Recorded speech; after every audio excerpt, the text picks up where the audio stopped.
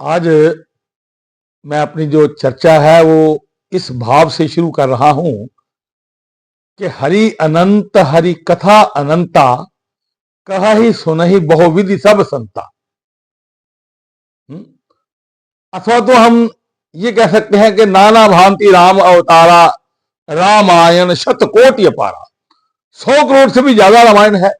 और जो जिस भावना से इसको सुनता है या पढ़ता है, इसके अलग अलग भाव निकालता है। आज एक प्रसंग मेरे मन में आ रहा था कि भरत जी जब परमात्मा राम को मिलने के लिए उन्होंने निर्णय लिया, जब महाराज दशरथ का देहांत हो गया और भरत जी ने अंत्येष्टि वगैरह कर ली, तो मुनि वशिष्ठ ने जब राजसत्ता की बात चली तो उन्होंने कहा कि नहीं, मैं राज गद्दी पर नहीं बैठूंगा, ये गद्दी परमात्मा राम की है, उन्हें ही यहां पर बैठना है, मैं तो उनके चरणों का सेवक हूं। तो ये निर्णय हुआ कि सुबह परमात्मा राम को मिलने के लिए अथवा तो मनाने के लिए दो बातें थी। कुछ संतों ने इसका भाव निकाला कि परमात्मा राम को मिलने की यात्रा थी, कुछ ने यह भाव निकाला कि मनाने की यात्रा थी। मनाने के लिए वो चित्रकूट की यात्रा प्रारंभ करेंगे। तो जब उन्होंने ये यात्रा प्रारंभ की तो इसमें नगर में एक ड्योढ़ी यानी कि एक मुनादी, एक ढिंडोरा फिरवा दिया गया कि जो भी सुबह परमात्मा राम को मिलने के लिए जाना चाहता है वो साथ में चल सकता है। अयोध्या के जितने भी नर नारी, बच्चे, बूढ़े, बुजुर्ग थे, वे सब के सब जाने के लिए तैयार हो गए। अच्छा, अब देखिए, तीनों रानियां, महारानी कौशल्या, महारानी सुमित्रा और महारानी कैकेयी, तीनों रानियां जो है वो इस यात्रा में सम्मिलित हुई, पालकियों में विराजमान हो गई। गुरुजन रथारूढ़ हो गए, रथों पर सवार हो गए और चतुरंगिनी सेना, कुछ सैनिक गजारूढ़ थे, हाथियों पर सवार थे, कुछ सैनिक अश्वारूढ़ थे, कुछ पैदल जा रहे थे, पैदल चल रहे थे। और ऐसे में भरत जी ने यह निर्णय लिया कि मैं परमात्मा को मिलने के लिए जा रहा हूं, मैं भी परमात्मा को मिलने के लिए पैदल ही जाऊंगा। यह एक निर्णय था उनका। तो उन्होंने पैदल यात्रा प्रारंभ कर दी। कुछ सैनिकों ने देखा कि भरत जी पैदल आ रहे हैं, सैनिकों को अच्छा नहीं लगा। उन्होंने भरत जी से कहा कि महाराज, आप हमारे राजा हैं, आप रथ पे आ जाइए या हाथी पे आ जाइए या अश्व पे आ जाइए, कैसे पैदल। भरत जी कहने लगे, नहीं, मैंने ये निर्णय लिया है, मैंने ये व्रत लिया है कि मैं पैदल ही जाऊंगा, तो मैं पैदल ही चलूंगा। कुछ सैनिकों ने जाकर के मां कौशल्या से ये वृत्तांत कहा कि मां, भरत जी पैदल आ रहे हैं। और जैसे ही मां कौशल्या ने सुना, मां कौशल्या ने एकदम से हाथ खड़ा कर दिया, चले रुको रुको भाई रुको। क्या कहा? भरत पैदल आ रहा है, रुको सब रुको। भरत को बुलाया कि भरत, ये क्या बेटा, तू पैदल आ रहा है? और जब मां ने भरत की ओर देखा, भरत के पैरों की ओर देखा, तो पांव से रक्त बह रहा था। मां रोने लगी, मां की आंखों से अश्रु आ गए कि भरत बेटा ये क्या है? नहीं मां, मैंने व्रत लिया है, मेरे राम पैदल गए हैं, मैं पैदल ही जाऊंगा। बेटा तेरे पांव से रक्त बह रहा है। मां, जिनके मुख पे हंसी और पांव में छाले होंगे वही तो हरि को मिलने वाले होंगे, वही तो परमात्मा को मिलने वाले होंगे। मां, मैं पैदल ही जाऊंगा। मां, यहां पर एक भाव दिया संतों ने। संत कहते हैं कि ये पहला विघ्न है परमात्मा को मिलने की यात्रा में। ये पहला विघ्न है कि जब आपको आपका व्रत भंग करने के लिए कोई आपके परिवार वाला ही कह देता है, आपके व्रत को भंग करने की का प्रयास किया जाता है। उन्होंने नियम लिया, उन्होंने व्रत लिया कि मैं पैदल जाऊंगा, तो मां कौशल्या ने उनका व्रत तोड़वाने का प्रयास किया। भरत जी यहां से आगे बढ़े। मेरा भाव था, मैं बता रहा था कि ये 5 तरह के विघ्न आए उनको, 5 तरह के परमात्मा को मिलने की यात्रा में 5 तरह के विघ्न आए। ये पहला विघ्न था। भरत जी थोड़ा आगे बढ़े, इस विघ्न को पार किया तो किसी ने जाकर के निषाद राज गो को बता दिया, भीलों के राजा निषाद राज को। कहने लगे भरत चतुरंगनी सेना लेके आ रहा है। क्या कहा? भरत चतुरंगनी सेना लेके आ रहा है। अरे मेरे मित्र को घर से बेघर किया, दर दर की ठोकरें। नहीं नहीं, ये नहीं होगा। एकदम उसका हाथ तलवार पे चला गया, या तो आज वो जिंदा रहेगा या मैं जिंदा रहूंगा। अगर उसको यहां से गंगा पार जाना होगा तो हमारे रक्त, हमारी लाशों के ऊपर से जाना होगा। यहां पर रक्त की नदियां बह जाएंगी। ऐसा निषाद राज गो ने घोषणा कर दी। अपने जो सभा थी, अपने सैनिकों के बीच में अपने सैनिकों को बुला लिया गया। अच्छा, यह एक विचार करने वाली बात है कि बड़ा निषाद राज गो का भरत के साथ क्या विरोध था? कोई था? कोई विरोध तो नहीं था ना भाई।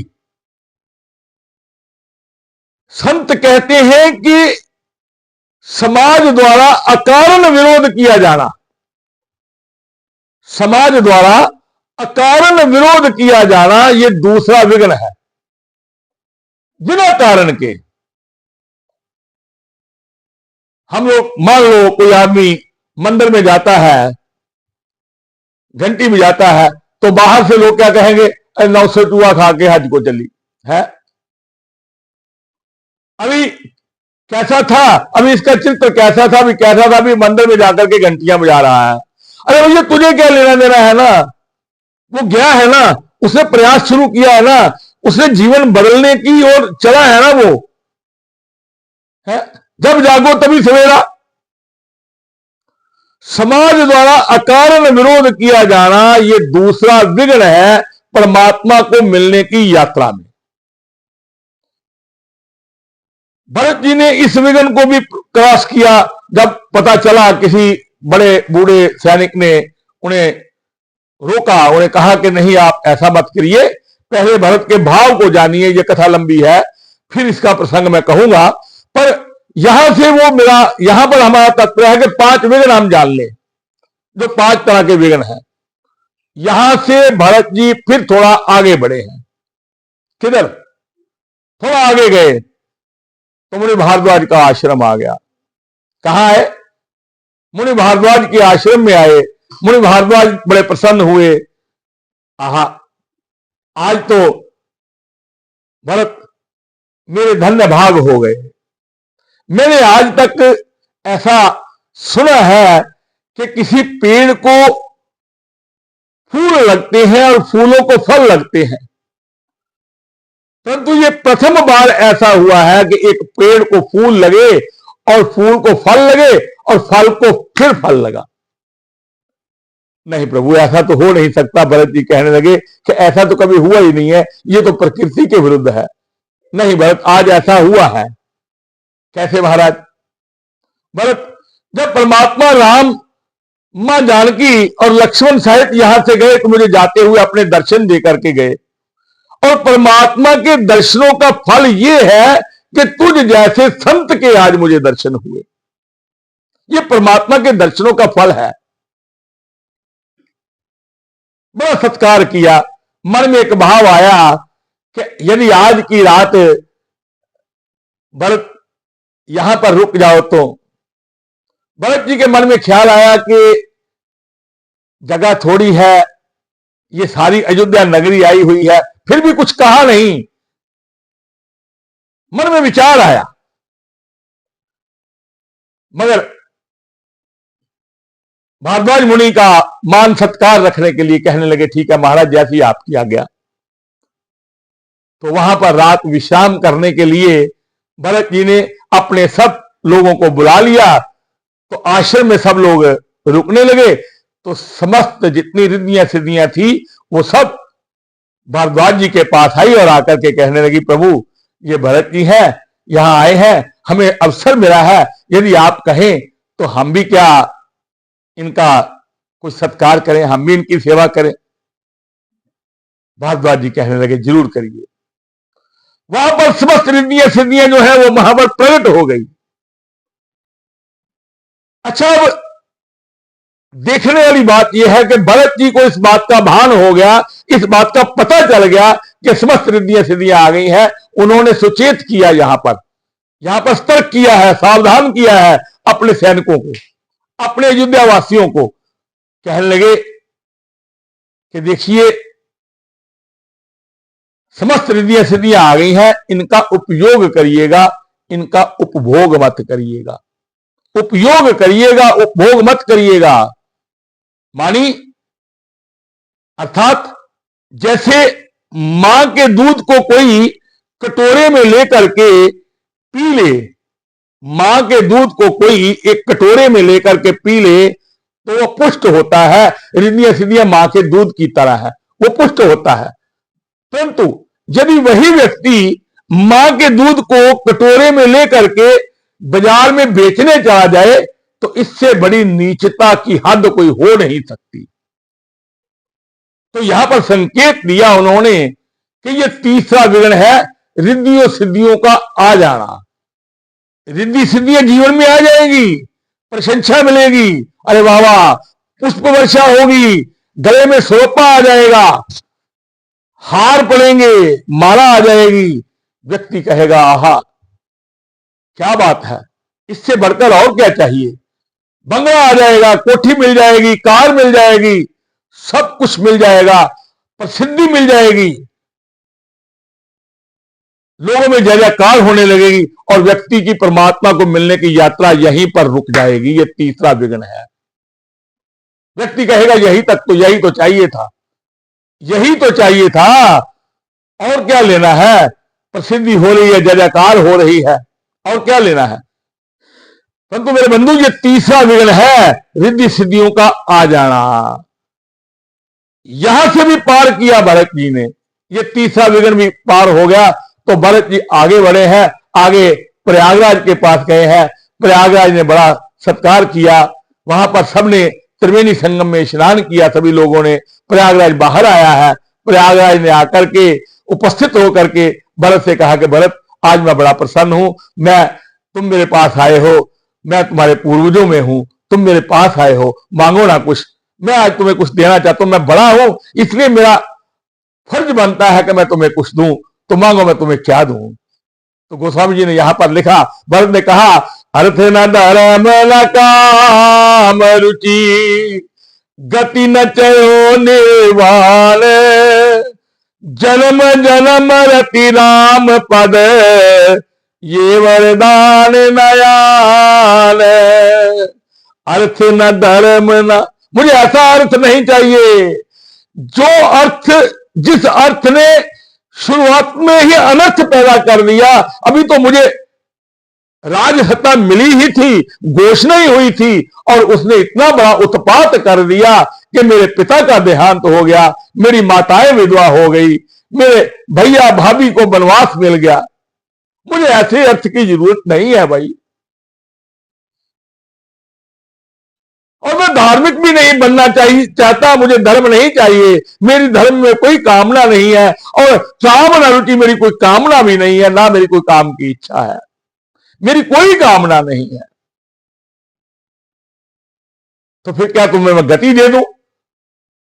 व्यक्ति का जन्म, व्यक्ति यही कहता ना कि मुक्ति के लिए, गति के लिए मैं, मेरा मनुष्य का जीवन, मानव का जीवन, मानव का प्रयास गति के लिए है ना, कि मुझे मुक्ति मिल जाए। तो कह लगे तुझे मुक्ति दे दूं, कह लगे नहीं नहीं, अर्थ न धर्म न काम रुचि गति न चयो निर्वाण, मुझे गति भी नहीं चाहिए तो मैं तुम्हें क्या दूं। जन्म जन्म रति राम पद, बार बार मेरा जन्म हो और मेरा राम जी के चरणों में अनुराग बना रहे। यदि देना ही है तो मुझे ऐसा वर दीजिए ना, मुझे ऐसा वर दीजिए कि मेरे राम के प्रति अनुराग बन जाए, ऐसा वरदान दीजिए। अरे भरत, ये मैं तुम्हें कहां से दूं, ये तो तेरे पास पहले से ही है। भरत जी की यात्रा यहां से आगे बढ़ी है। भरत जी इतने प्रेम मगन हो गए हैं, इतने प्रेम मगन हो गए हैं कि राम सिए सिए राम की जगह राम सिए राम सिए राम सिए राम सिए कहते हुए उमग उमग कर जा रहे हैं। किसी ने जाकर के इंद्र को बता दिया। इंद्र ने देखा कि भरत तो इतने इतने प्रेम में मगन होकर के जा रहे हैं कि राम इनका विरोध कर ही नहीं सकेंगे, इनको मना कर ही नहीं सकेंगे। राम तो इनके साथ वापस अयोध्या आ जाएंगे। यदि राम अयोध्या वापस आ गए तो फिर हमारा, क्योंकि ये जो देवता है ना, ये भी अपने स्वार्थ के कारण, इनका भी स्वार्थ है। इनका क्या स्वार्थ था कि रावण का संहार हो जाए, है राक्षसों का संहार हो जाए। ये तो राक्षसों के संहार के लिए अपने, तो इनके मन में ये विचार आ गया, इनके मन में ये भाव आ गया। उसी समय तत्काल इंद्र ने सभा बुलाई, दोबारा फिर सभा बुलाई है, सब लोग इकट्ठे हुए हैं। उसी समय कहा कि अब क्या इसका करना चाहिए, किस तरह भरत को रोका जाए। देवगुरु बृहस्पति ने वहां पर के कहा है कि इंद्र, ये जो तुम करने जा रहे हो ना, ये बड़ा गलत है। तब जब यह था ना पहले, तब बात राम की थी। राम के साथ कोई कुछ करे तो राम उसका सहन कर लेते हैं, पर राम के प्यारे के साथ यदि कोई कुछ करे तो राम बर्दाश्त नहीं करते हैं। राम के प्यारे के साथ यदि कोई कुछ करे तो राम, तो यहां पर संकेत दिया कि ये चौथा विघ्न है, देवताओं द्वारा विघ्न डालना। परमात्मा को मिलने की यात्रा में ये चौथा विघ्न है, देवताओं के द्वारा विघ्न प्रस्तुत कर देना। अभी हमने परमात्मा को मिलने की यात्रा को संकल्प लिया था और कुछ ऐसा हो गया, कोई दशा आ गई, किसी देवता ने आकर के ऐसा विघ्न डाला, बीमार हो गए या बीच में ही वो यात्रा रुक गई है। ये चौथा विघ्न है। भरत जी यहां से भी देवगुरु बृहस्पति ने मना किया है। भरत जी यहां से भी आगे बढ़े हैं। आगे जाकर के भरत जी बड़े तेजी से, बड़े प्रेम के साथ आगे बढ़े जा रहे हैं। मन में बड़ा हर्ष हो रहा है कि मैं परमात्मा को मिलने जा रहा हूं, मैं परमात्मा को अभी मिला। पांव नीचे जमीन पर लग नहीं रहे हैं और किसी भील ने जाकर के, राम उधर बैठे हुए हैं, राम चित्रकूट में बैठे हुए हैं, प्रेम पर प्रलाप हो रहा है। भगवती जगदम्बा जगजननी भवानी मां सीता के साथ प्रेम पर प्रलाप कर रहा है, प्रेम का सत्संग हो रहा है।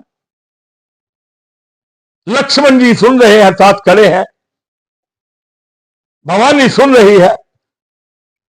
किसी ने जाकर के, भील ने जाकर के किसी ने कह दिया कि भरत चतुरंगिनी सेना लेकर के आ रहा है, और उधर से वहां से पक्षियों की फड़फड़ाहट ने संकेत दे दिया कि चतुरंगिनी सेना आ रही है। जब पता चला कि चतुरंगिनी सेना लेकर के भरत आ रहा है तो लक्ष्मण का हाथ तलवार की मूठ पे चला गया। भैया आज ना मुझे रोकना, भैया आज मुझे मत रोकना आप। यदि भरत ने यह जुर्रत की है ना, तो मैं मां सुमित्रा का लाल नहीं हूं। यदि आज मैंने उसे, राम जी कहने लगे, शांत लक्ष्मण, शांत। किसके बारे में सोच रहे हो? पहले तो भरत ऐसा है ही नहीं है। पहले तो आप ये समझ लो कि भरत ऐसा नहीं है, वो तो मेरा बड़ा प्रिय है। परंतु फिर भी माना कि तुम ठीक कहते हो, यदि ऐसा हुआ तो उसको चतुरंगिनी सेना लेकर के आ रहा है और हम दो नहीं। भैया नहीं, आप मुझे आज रोकिए मत। आप ही का ये मंत्र है कि सत्य की जीत होती है, हम सत्य के राह पर हैं, हम सत्य की पथ पर हैं। आज मैं प्रतिज्ञा करता हूं और साक्षी लेने लगे भगवान शंकर की कि यदि मैं आज उसे आकाशवाणी हुई, लक्ष्मण धैर्य रखो, समझदारी से प्रतिज्ञा लेना, बाद में पछताना ना पड़े। राम जी ने इशारा दिया कि लक्ष्मण सुना तुमने कुछ? हां भैया। परंतु परंतु नहीं भरत, लक्ष्मण नहीं, भरत मेरा अत्यंत सखा है, मेरा हृदय है, मेरे प्राण है भरत। तुम उसके बारे में ऐसा कैसे सोच सकते हो? है ये पांचवा विघ्न है, ये पांचवा विघ्न है। संत कहते हैं कि जब आपके घर का कोई बहुत निकट का व्यक्ति आपके विरुद्ध खड़ा हो जाए कि काम का न काज का, दुश्मन अनाज का, कुछ करता धरता तो है नहीं, तो समझ लेना कि आप जिस राह पे चले हैं, जो परमात्मा की राह पे चले हैं, वो परमात्मा बिल्कुल निकट है, अब आपको मिलने वाले हैं, अब आपका रास्ता बिल्कुल पास आ गया है। यहां पर आकर के भरत को जब पता चला तो भरत बाहर दरवाजे पे आ गया है, बाहर द्वार पे आ गया, द्वार से आगे नहीं गया। ध्यान देना, द्वार से आगे भरत नहीं गया है, द्वार पर आकर के लेट गया है, त्राहिमाम कर रहा है, मन में भाव चल रहा है कि तेरी चौखट पे आना मेरा काम था, मेरी बिगड़ी बनाना तेरा काम है। मैं तेरी चौखट तक तो आ सकता हूं, पर आगे आगे तुम मुझे उठा के ले जाओ ना, ले जाओ ना। और यह दृश्य का अवलोकन कीजिए कि भरत बाहर त्राहिमाम कर रहा है और राम जी बैठे हुए हैं। राम जी की नजर नीची है, राम जी सुन रहे हैं कि त्राहिमाम हो रहा है, पर उठे नहीं है, बैठे हुए हैं। मन में ये भाव है कि मेरा लक्ष्मण मुझे एक बार कहे कि भैया हमारा भरत आया है, ताकि इसके मन में कटुता जो है वो सब समाप्त हो जाए। आंखों से दो बिंदु भी नीचे गिर गए हैं। और इसी बीच लक्ष्मण ने देखा कि भैया भरत त्राहिमाम कर रहा है, तो ऐसे कंधे से पकड़ करके कहने लगे, भैया भैया भैया भरत, अभी ऐसा कहा ही था भैया, कंधे से पकड़ा ही था कि गोस्वामी जी कहते हैं कि राम जी उठे, भागे और जाकर के लिपट गए, भरत के साथ लिपट गए। उठने में और लिपटने में क्या हुआ वो कहते मैं देख ही नहीं पाया हूं, मैं नहीं देख पाया हूं। इतनी तीव्रता थी कि राम जी उठे, भागे और लिपट गए, चिपट गए भरत के साथ। मेरा भरत आया है, मेरा भरत आया है। इस बीच चार चीजें राम जी के गिर गई, धनुष गिर गया, वलकल वस्त्र गिर गया, तरकश, चार वस्तुएं गिर गई, तरकश गिर गया। सत्य विचार करने लगे कि ये चार वस्तुएं क्यों गिरी। एक संत कहते हैं कि जो जितना त्याग करके जाता है, परमात्मा उसको उतना ही आगे त्याग करके मिलते हैं। भरत ने चार वस्तुओं का त्याग किया था, अर्थ न धर्म न काम रुचि, गति न चयो निर्वाण। अर्थ धर्म काम और गति, और चार चीजों का त्याग करके आगे। एक संत कहते हैं नहीं, ऐसा नहीं है। वलकल वस्त्र, तरकश, धनुष आदि जो चार चीजें हैं वो इसलिए गिर गई कि उन्होंने कहा कि हम तो आज तक परमात्मा के कंधों पर सवार रही, इस रज में कुछ है। जिस रज में भरत लेटा था, उस रज में कुछ ऐसा है कि राम जी जाकर के उससे चिपट गए हैं। इस रज का हम भी तो रसास्वादन करके देखें, हम भी तो इसका स्वाद चख के देखें। संतों ने अलग अलग भाव निकाला है। तो मेरे कहने का तात्पर्य यह था कि परमात्मा राम को मिलने के लिए संतों ने ऐसा भाव निकाला है कि 5 तरह के विघ्न आते हैं। पहला विघ्न है क्या? नियम का टूटना, व्रत का टूटना। दूसरा नियम है समाज द्वारा अकारण विरोध किया जाना। तीसरा विघ्न है रिद्धि सिद्धियों का आ जाना।